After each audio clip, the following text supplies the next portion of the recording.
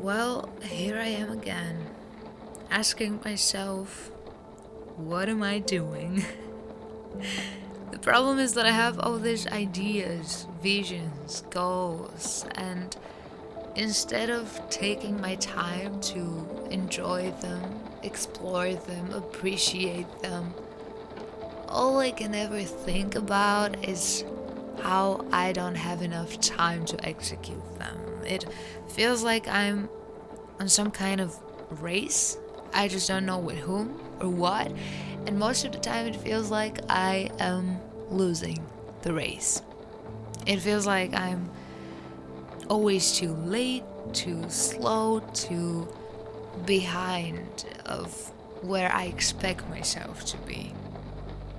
And I've talked about this with my friends many times, and the truth is that everyone who knows me will probably say that I'm the last person to feel like I'm not doing enough and like I'm behind. And I guess that on the outside it looks like I'm this multitasking, multi-potential human being that never runs out of ideas and always seems to find the time to do it all. And yes, I never run out of ideas, and yet I have brought about 1% of them into the world, and I've shared about 0.5% of that with the rest of the world. And there are many reasons for that, amongst which are thinking that I'm just not good enough, that no one would care, and other similar issues that every averagely insecure creator has to face.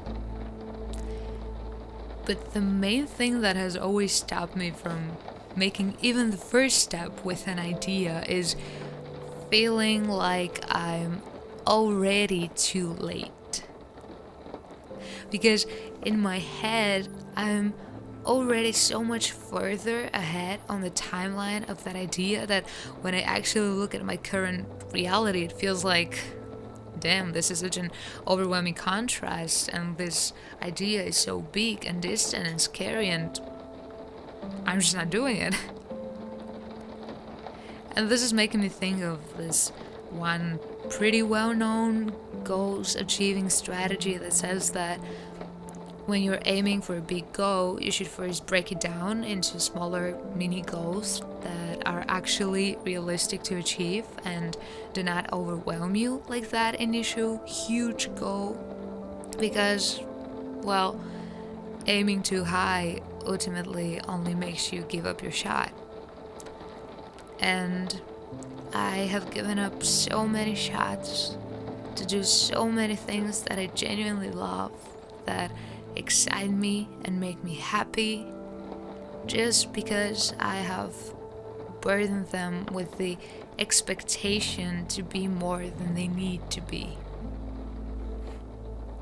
Now, I wish this could be the part where I share how I finally stopped racing with life and expecting too much of myself. But unfortunately, I haven't fully figured out that part yet. And it's funny because I've always felt too slow, and yet I'm realizing that all that I actually have to do is to slow down a bit. But I'm going to keep on learning, and learning is a process, and ironically, it takes time, just like everything else.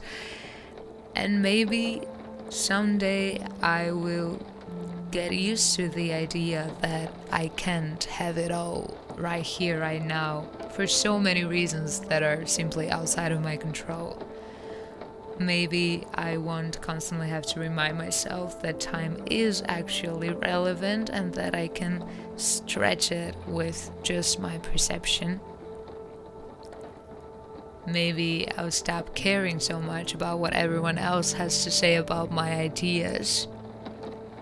Or maybe right here, right now, I'll just acknowledge the progress that I've made so far and stop focusing on where I want to be and how I'm not there yet. And so I'll just remind myself that I am exactly where I need to be, doing exactly what I'm supposed to. I am exactly where I need to be, doing exactly what I am supposed to.